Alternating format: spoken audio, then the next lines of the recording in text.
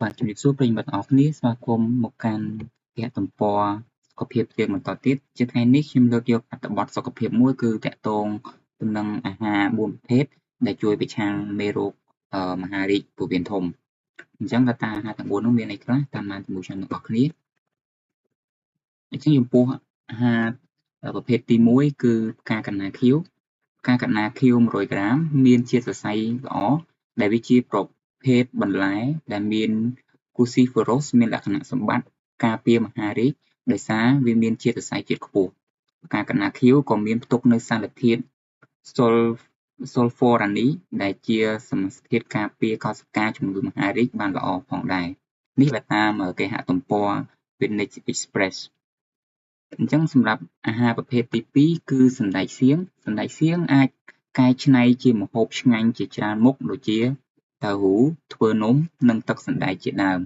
ពួកវាសម្បូរទៅដោយសារធាតុសរសៃខ្ពស់ដែលជួយដល់សុខភាពពោះវៀនរបស់យើងឲ្យដើរបានល្អហើយក្នុងសណ្តែកសៀងមានសារធាតុ gamma tocopherol phytosterol សាប៊ូនីនជាដើមដែលជាសារធាតុមានលក្ខណៈសម្បត្តិប្រឆាំងនឹងជំងឺមហារីកដោយឡែកចំពោះប្រភេទអាហារទី3គឺក្រូចឃ្វិចផ្លែក្រូចឃ្វិចជាផ្លែឈើសម្បូរទៅដោយជាតិសរសៃខ្ពស់និងវីតាមីន C ដែលវាជួយទប់ស្កាត់ការកើតមាននៅសារធាតុនីត្រូសាមីនស័ក្តិសមសម្រាប់អ្នកជំងឺមហារីកសូដន់មហារីកក្រពះនិងមហារីកពោះវៀនធំចំពោះបន្លែអាហារចុងក្រោយគឺផ្លែទទឹមចំពោះផ្លែទទឹមមានអត្ថប្រយោជន៍ជួយការពារជំងឺមហារីកបាទយោងតាមវេជ្ជបណ្ឌិតនីរូសាគូម៉ារ៉ាន់ដែលជាគ្រូពេទ្យនៅអង់គ្លេសគាត់បានបញ្ជាក់ថា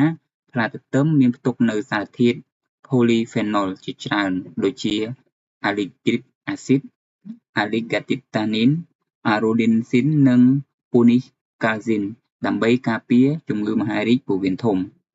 ហើយវាបានជួយគ្រប់គ្រងកម្រិតជាតិស្ករក្នុងសរសៃឈាមយើងផងដែរអញ្ចឹងអត្ថបទនេះគឺខ្ញុំដកស្រង់ចេញពី Healthy Cambodia